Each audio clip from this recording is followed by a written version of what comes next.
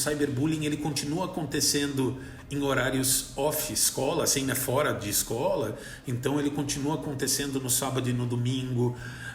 Sabe, quando uma pessoa está sofrendo um bullying mais clássico, vamos dizer assim, físico e tal, às vezes ela se sente acolhida quando vai para o projeto onde ela joga bola, onde ela vai dançar, quando ela chega em casa, quando ela fica com a família. O cyberbullying ele não te permite fazer isso, tu continua sofrendo. O bullying é uma das causas mais comuns do sofrimento de crianças e adolescentes. E além da forma clássica, aquela que ocorre presencialmente, é também hoje ainda mais comum o cyberbullying, que acontece na internet e acaba sendo mais perigoso porque é mais insistente, meio que não dá para fugir dele. Os dois foram incluídos no Código Penal como crime neste mês, pelo presidente Luiz Inácio Lula da Silva. Esse que você ouviu aí é o médico psiquiatra Gustavo Stanislau. É ele o convidado dessa edição e é com ele que eu converso sobre essas formas de violência e o sofrimento que elas trazem para quem vira alvo. Eu sou Isabelle Moreira Lima e você está ouvindo o podcast da semana.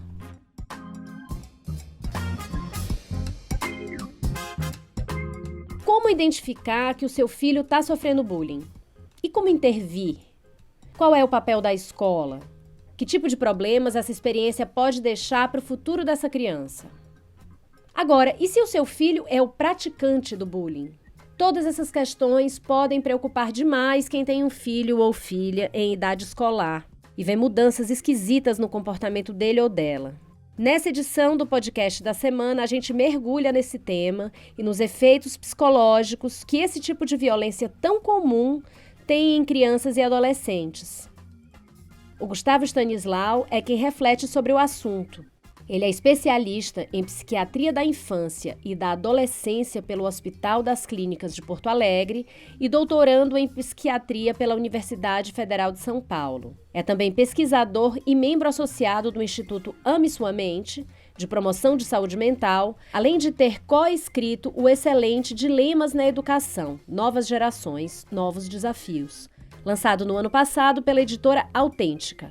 Ouve aí meu papo com ele. Gustavo, que bom ter você aqui hoje. Obrigada por ter topado bater esse papo com a Gama. Oi, querida. Feliz de estar aqui com vocês pra gente falar um pouco sobre saúde mental, né? Principalmente no início do ano. Eu acho uma coisa importante pra gente pensar no futuro, né? Nesse ano. Começando bem do começo, Gustavo, o que é bullying hoje em dia? E quais são os sinais para reconhecer o bullying? Como é que ele é diferente, por exemplo, de uma briga normal entre amigos? Bom, o bullying é sempre um ato agressivo, né? E quando eu falo agressivo, não precisa ser agressivo fisicamente, agressivo verbalmente, né? Tipo, é um tipo de violência. E aqui eu acho que a gente já vai entrar no que diferencia de uma briga eventual e tal, que é assim, ele é sistemático, ou seja, ele se mantém acontecendo ao longo do tempo. Existe uma disparidade de força entre as pessoas. Às vezes uma briga acontece entre pessoas que conseguem se defender, entre pessoas que têm, vamos dizer assim, o mesmo nível de poder para se defender. Já o bullying, ele acontece sempre com uma disparidade de força. Alguém mais forte, do ponto de vista, né, tipo de poder, agredindo uma pessoa que é mais fraca, né? Então, ele é sistemático. Hoje em dia a gente tem uma diferença assim, do bullying que acontecia anteriormente. O bullying ele era mais físico, né? Aquele bullying mais clássico que vem à cabeça muitas vezes, né? Onde uma pessoa mais forte agride a outra, né? E tal. O bullying ele era físico, mas ele também era relacional. Isso quer dizer assim, algumas pessoas que aqui é um tipo de bullying que acontecia mais com meninas e tal, onde as meninas se fechavam em panelinhas e excluíam uma outra pessoa e acabavam colocando essa pessoa para baixo, tratando essa pessoa de uma forma muito negativa. Óbvio que isso também acontece entre meninos, mas era um pouquinho mais frequente em meninas. O bullying físico acontecia mais em meninos, isso vem mudando, acontece mais em meninas também hoje em dia. Acontece bastante. E hoje em dia a gente tem a diferenciação do cyberbullying, né? Que é o bullying que acontece pelas mídias sociais, pela internet de uma forma geral. isso acaba gerando uma complexidade muito maior, porque, por exemplo, no bullying físico, a gente tinha sinais que eram, às vezes, muito claros até, de uma criança que chega machucada, de uma criança que chega em casa com um material escolar, né, avariado. E hoje em dia, com o bullying através da internet e tal, muitas vezes essas situações elas passam desapercebidas por muito tempo, porque elas acontecem em grupos de WhatsApp que a gente não tem acesso. Elas acontecem às vezes numa plataforma como o Discord, que a grande maioria dos adultos não tem muito contato e muito acesso. Então, assim, a gente vê casos que vêm se estendendo há muito tempo sem a gente ter percepção deles. E aí você já tocou numa questão chave, que é a gente não ter acesso, né? Como é que os pais, então, podem apoiar os filhos que estão passando por isso, se eles não conseguem nem tão facilmente identificar? Sabe que uma das coisas mais complexas no bullying é que identificar precocemente seria uma coisa fundamental para a gente ter bons desfechos para bullying. Quando a gente acessa um bullying depois de acontecer por muito tempo, uma situação que já está estruturada há muito tempo e tal, o sofrimento já é muito maior. Geralmente a reação das pessoas que estão envolvidas, por exemplo, dos pais, da criança que está causando ou da criança que está sofrendo o bullying, acaba sendo muito maior. A escola se sente muito mais angustiada com a situação. Então, agir precocemente é uma coisa fundamental. E o grande problema para isso é que com muita frequência a criança e o adolescente têm vergonha de falar sobre o que está acontecendo.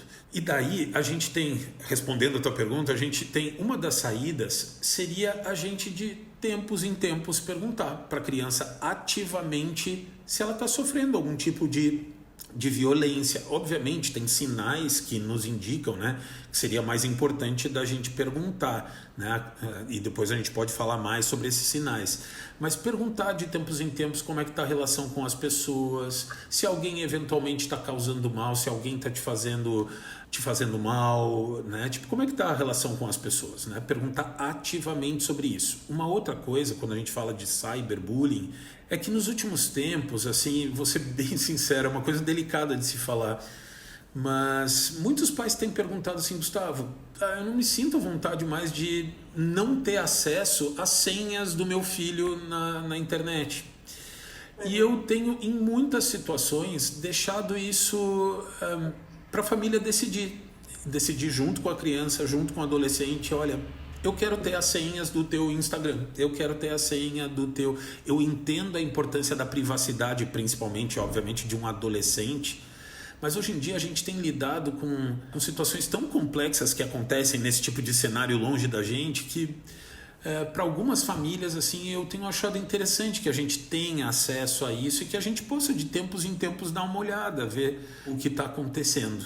Por aí, eu acho que essas duas medidas, perguntar ativamente é importante, e debater a respeito das senhas, né, de mídias sociais e coisas do tipo. E aí, se a gente descobre ou se os filhos nos contam, tem um outro lado que eu fiquei pensando, que é da reação do pai ou de uma mãe que estão bem chateados de saber que o filho está sofrendo. A gente fica às vezes meio irracional, né? Então, como achar a medida certa dessa reação, de não explodir, ou também não esperar demais para reagir? Uma coisa que tem sido comum, assim, há muito tempo é comum, é a gente, nos primeiros sinais de alguma coisa que possa ser bullying, é a gente desvalorizar a situação. Com muita frequência eu vejo isso, assim, vamos vendo com o tempo, né, e tal, vamos vendo, vamos empurrando com a barriga, vai lá, se vira, e eu acho isso importante. Eu acho que a criança e o adolescente, ele tem que aprender a desenvolver habilidades para lidar, né, com situações estressantes sociais. Eu acho que tem, com um certo nível, né, de estresse envolvendo situações sociais. Mas um olhar cuidadoso, não desesperado, mas um olhar cuidadoso. Perguntar para a escola como é que estão enxergando a situação X, né? Se isso chega na gente é porque algum nível de estresse está acontecendo. Se isso chega na gente 2 vezes, a gente precisa se posicionar. E daí eu acho que, assim, é chegar devagarinho, sabe? Um dos grandes motivos para a criança e o adolescente não querer falar que está sofrendo bullying para os pais e para a escola é que eles acreditam que a poeira vai ir para o ventilador e que a situação vai ficar muito mais grave do que ela é. Uma outra situação é que muitas vezes a criança e o adolescente ele não acredita que é papel do professor, por exemplo, resolver a situação assim. Então eles tendem a não falar. Existem vários motivos para eles não falarem isso. Às vezes até, e essa é uma situação bem delicada, a criança ou adolescente ela pode estar já tão triste, tão desanimada com ela mesma que ela acredita que ela mereça sofrer aquilo, que aquilo ali, principalmente isso acontece quando essa criança é agredida em casa também. Ela chega na escola e ela acredita que aquilo ali faz parte da vida, que a vida é assim, então eu não vou falar. Mas inicialmente a gente estava falando sobre esse tipo de caso onde a criança não quer falar porque ela tem medo dos pais botarem a boca no trombone e a situação fica muito mais grave que o normal.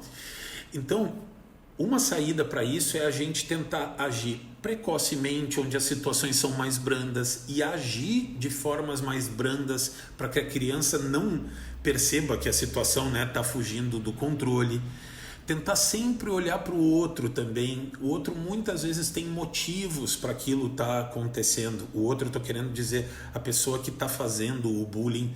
Por mais que a gente engesse a criança que faça o bullying como uma pessoa malvada ou coisa do tipo, muitas vezes essa pessoa pode estar até numa situação onde ela está desesperadamente querendo se manter popular, assim, e às vezes ser popular é, botar outras pessoas para baixo. Existe um jeito indicado para ensinar essas crianças e adolescentes a se defenderem? Eu acho que, em primeiro lugar, a gente precisa pensar numa coisa, que é, muitas pessoas não sabem o limite entre o que é uma brincadeira e o que é agressão. Então, assim, isso seria um aprendizado básico, é saber qual é o limite das pessoas com a gente. Será que tem sentido uma pessoa que dá um peteleco no meu ouvido um dia ficar fazendo isso com frequência ao longo, vamos supor, de um período que está começando a me incomodar, onde eu começo a ficar preocupado, por exemplo, de quando a pessoa se aproxima, ela vai fazer a brincadeira de novo. Em primeiro lugar, então, é fazer uma diferenciação entre o que é brincadeira e o que não é, e qual é o limite das pessoas com a gente. Depois disso, eu acho que o que a gente pede para as pessoas é que a gente desenvolva na sala de aula a possibilidade de se ter um diálogo. Então, a primeira defesa é a gente poder conversar com as pessoas, dizer que a gente está se sentindo incomodada com aquilo, falar para outras pessoas, inclusive, aqui a professora, a coordenação, eventualmente. Essas são formas de se defender também. Daí a gente tem um outro tipo de estratégia, além da comunicação, que é pedir para essa pessoa se aproximar de outras pessoas. A gente sabe que crianças que estão mais solitárias, que estão menos conectadas, elas correm mais risco de bullying. Então, assim, estar conectada com outras. Uma outra forma de se defender, por mais que seja chato de falar isso, mas tentar não ficar em ambientes mais desprotegidos da própria escola, por exemplo. Ficar em ambientes onde ela pode ser observada por outras pessoas. Aprender a pedir ajuda também é aprender a se defender. Então, assim, não tenha vergonha de pedir ajuda. Isso não quer dizer que você seja fraco. Essas são as melhores formas, eu acho, assim, da gente ensinar uma criança a se defender. Se a gente for por um caminho de ensinar a criança a se defender fisicamente, no sentido assim de rebater, para algumas crianças isso pode funcionar. Por exemplo, eu me lembro da minha família disso acontecer, do meu pai ter falado para mim me defender uma vez e eu não conseguia me defender e eu fiquei com vergonha de falar com meu pai. Depois eu me lembro da cena exatamente, eu chegar na cozinha e falar para o meu pai, morrendo de vergonha, que um menino da rua estava começando a me xingar, chamando disso, daquilo e tal. E eu me lembro do meu pai dizer assim, bate de volta. E eu me lembro do como aquilo foi angustiante para mim, porque nunca eu ia conseguir bater naquele menino, ele era mais forte do que eu e tal. E eu não tinha mais coragem de falar com meu pai sobre aquilo. Já ele fez a mesma coisa com o meu irmão, numa outra situação, e o meu irmão se defendeu de um menino, ele bateu de frente. Então, algumas pessoas podem até responder razoavelmente bem a isso. Mas para aquelas que não respondem bem, pessoal, isso é bem complicado, assim, né? E o papel da escola? Isso eu acho uma das coisas mais importantes dos últimos tempos de ser discutido, assim. É uma comunidade escolar, família, escola, né? Tipo, é uma comunidade escolar harmoniosa que vai nos proteger de situações de bullying. É um momento polarizado que a gente está vivendo que tem impulsionado muitas situações de bullying, assim, né?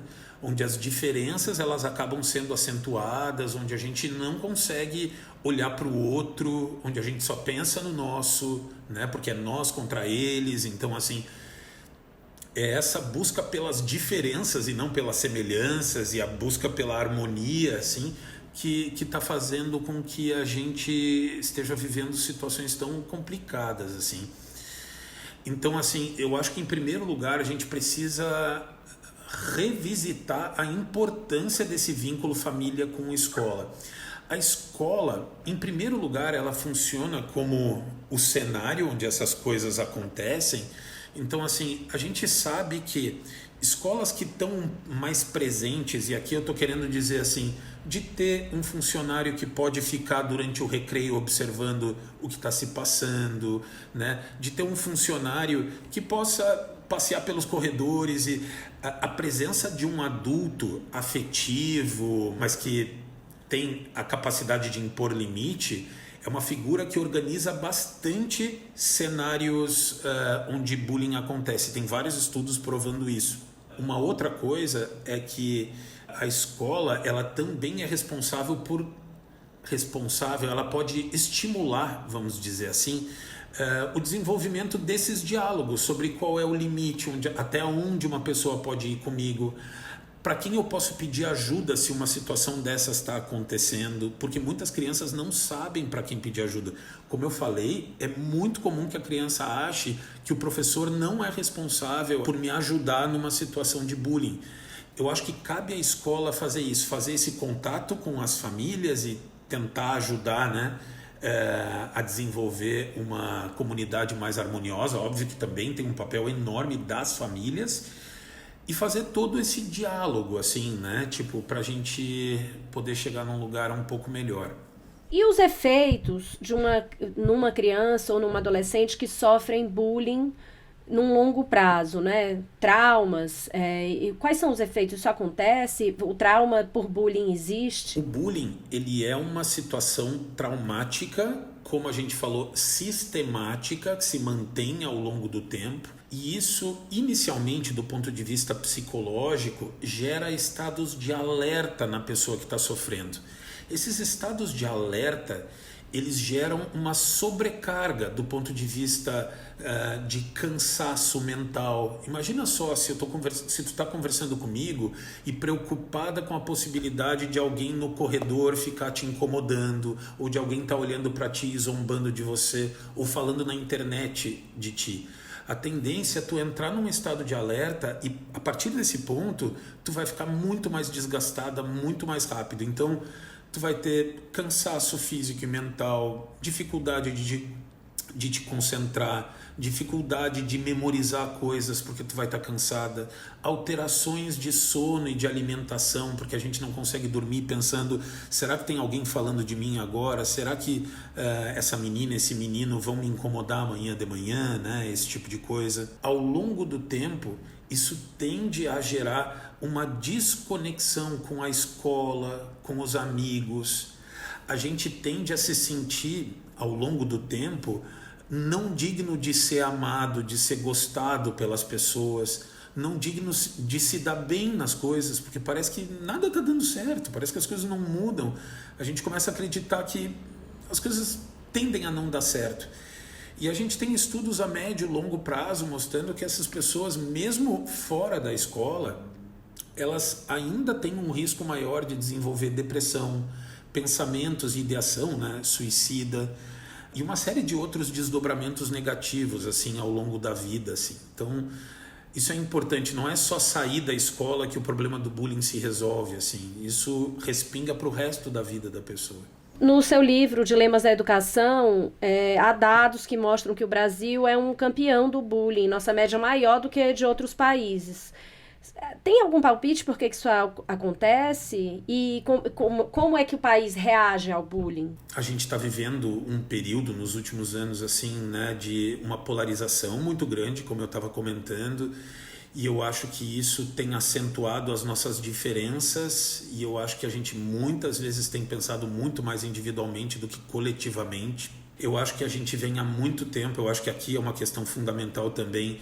Eu acho que o sistema educacional ele vem sendo super maltratado, o investimento é pouco, eu acho que o auxílio é pouco, e isso faz com que a gente tenha, né, muitos professores que estão cansados, professores que estão, né, que não têm orientação do que fazer e tal. E a gente está vivendo um momento onde essa dupla, família e escola, precisam se reformular. A gente precisa jogar mais junto. A gente precisa funcionar como vetores que apontam na mesma direção.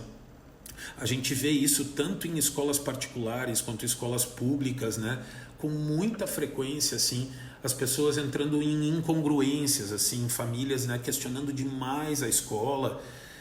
E daí eu fico me colocando no lugar de uma criança, de um adolescente que chega em casa e vê o professor sendo questionado o tempo inteiro, a escola sendo questionada o tempo inteiro. E qual é o crédito que essa criança vai ter para a escola se ela não tem crédito em casa, né? E o fato de haver uma lei hoje que considera cyberbullying um crime, você acha que isso pode ter algum efeito psicológico em quem está sofrendo bullying? Eu vejo aqui a boa intenção da lei. Eu consigo imaginar essa lei funcionando positivamente no sentido assim de ajudar as pessoas a pensarem em parâmetros, porque principalmente quando a gente fala de cyberbullying, as pessoas não têm noção de até onde elas podem ir, o que é certo, o que é errado. Nesses últimos anos eu tenho vivido situações onde eu recebo uma pessoa no consultório e ela não percebeu que ela cometeu um ato bizarro na internet. Ela não percebeu, assim, que repostar uma coisa vexatória de uma pessoa, ela não consegue perceber o impacto que aquilo tem em outras pessoas. Então, eu acho que a lei ela vai fazer as pessoas, de uma certa forma, terem que pensar nesses parâmetros. Acho que existem outras formas de fazerem as pessoas pensarem em parâmetros, mas eu acho que isso vai ser assim. Eu tenho um pouco de receio de como essa lei vai ser aplicada ao longo do tempo, se isso não vai, por exemplo, causar trauma por si, em situações de pessoas que, como eu estava falando, não têm muita noção dos parâmetros e daqui a pouco vão estar envolvidas em situações graves.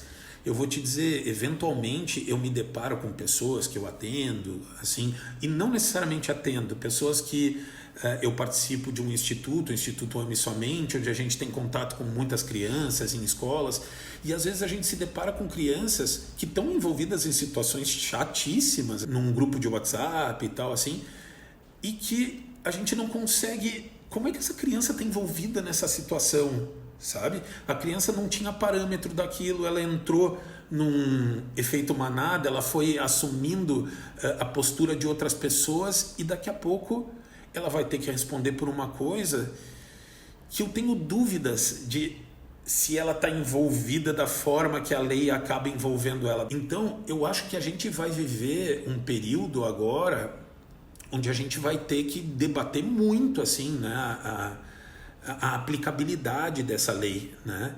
Eu tinha pensado aqui nas diferenças entre o bullying e o cyberbullying, né? E você falou agora do efeito de manada, uma característica muito da internet, o efeito de manada, né? Deve ser uma das diferenças, mas que outras você apontaria, assim, como significativas? Então, número 1, o cyberbullying ele pode acontecer dessa forma mais sutil, por exemplo, em grupos de WhatsApp e tal, que a gente não tem acesso e podem ir se construindo com o tempo e a gente só descobrir quando a coisa já está muito grande. Uma outra diferença é que o cyberbullying ele continua acontecendo em horários off-escola, assim, né, fora de escola, então ele continua acontecendo no sábado e no domingo. Sabe, quando uma pessoa está sofrendo um bullying mais clássico, vamos dizer assim, físico e tal, às vezes ela se sente acolhida quando vai para o projeto onde ela joga bola, onde ela vai dançar, quando ela chega em casa, quando ela fica com a família. O cyberbullying, ele não te permite fazer isso, tu continua sofrendo. Tem uma outra coisa, com o efeito manada, né? A gente vê crianças que não têm um perfil agressivo entrando no barco, e a gente vê isso com adultos, né? Quando a gente se posiciona na internet de forma super agressiva, só batendo palma para uma pessoa, sem a gente ter uma noção, às vezes, do quadro como um todo, né? E daqui a pouco a gente, nossa, meu Deus, fui batendo palma para uma pessoa sem ter noção das consequências daquilo, ou uma noção da situação como um todo. Então, a disseminação muito mais rápida das situações, né, através da internet. E aqui tem uma coisa super chata também, que sabe que em casos muito graves de bullying, às vezes a gente vê os pais tendo como uma única saída trocar a criança de escola. E com o cyberbullying, como existe uma disseminação da informação, às vezes a gente quer ir para uma outra escola e aquela situação já disseminou para essa escola também, assim, né? Então, aí tem várias diferenciações. Você falou isso um pouco na sua primeira resposta, mas as diferenças, a vulnerabilidade entre os gêneros é maior para meninas ou meninos, e também faixa etária. Tem alguma faixa etária que é mais vulnerável? Quando a gente fala do bullying mais clássico, assim, né, o bullying físico, relacional, a gente tem dados girando sempre em torno assim, de 11 a 14 anos, de 11 a 15 anos.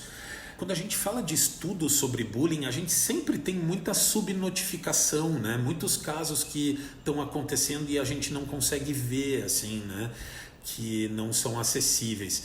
Mas essa é uma faixa de idade muito delicada. Quando eu falo disso, ou quando falo de gênero, eu fico um pouco preocupado porque as pessoas daí começam a acreditar que é só nessa faixa etária, sendo que a gente tem bullying também com crianças de 7, 8 anos, eventualmente. Isso pode vir a acontecer.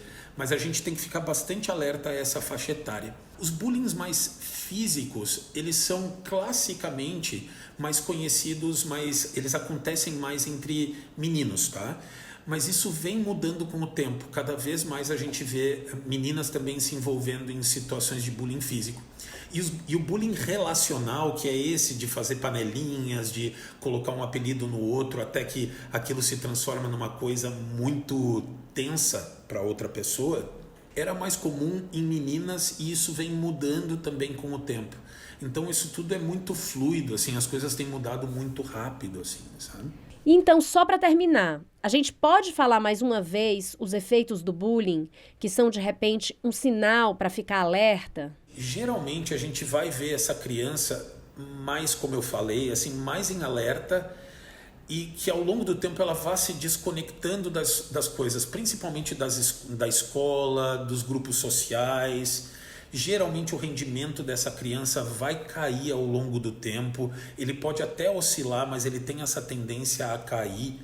Essa criança pode se desconectar de outras coisas que não tem a ver com a escola e querer ficar cada vez mais no quarto. É bastante comum que essa criança fale sobre acreditar que as coisas não vão mudar, acreditar que a vida não tem sentido. Ao longo do tempo isso pode começar a acontecer. E eu acho que a gente já falou um pouco sobre isso, né? Alterações de sono, de alimentação e tal. No seu primeiro comentário, a gente falou bastante sobre o pai da pessoa que está sofrendo bullying, né? Mas não do pai e da mãe, dos pais, né?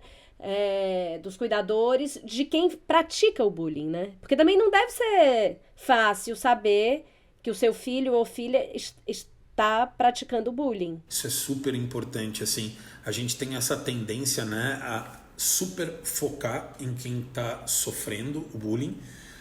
E é importante que se perceba, assim, que a pessoa que está praticando bullying, ela também tem um sofrimento, muitas vezes, ela tem um sofrimento que faz com que ela tenha que se posicionar dessa forma.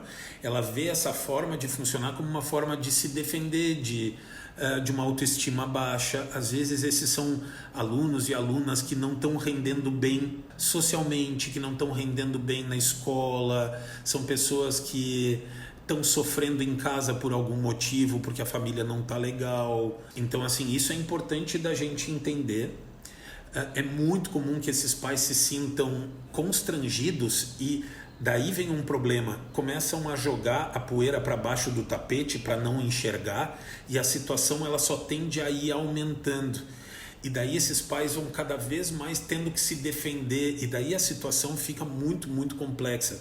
É importante que os pais entendam que não é porque a criança está se comportando assim ou assado que os pais são culpados por isso estar acontecendo. A gente tem esse mito, né, acontecendo, que se o meu filho faz tal coisa, isso é porque eu ensinei ele a agir assim. Eu não estou dizendo que essas coisas não aconteçam. Muitas vezes as crianças utilizam o modelo dos pais e acabam replicando. Mas se eu partir sempre desse ponto, de que se meu filho se comportou mal é porque ele aprendeu comigo, talvez eu fique me defendendo o tempo inteiro quando me chamam, né, tipo, para a gente discutir sobre o comportamento do meu filho.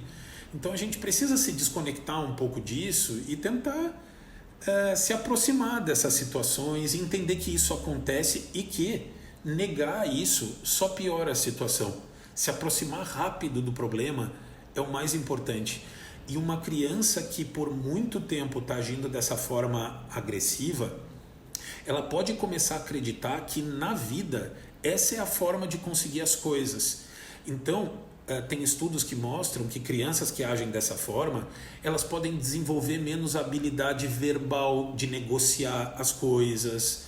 Ela pode, por exemplo, desenvolver menos habilidades sociais para conquistar um grupo, para resolver uma situação, né? Ao invés de tentar fazer tudo pelas mãos, pelas suas próprias mãos. Dá para entender? Existem muitos malefícios para a criança que age dessa forma.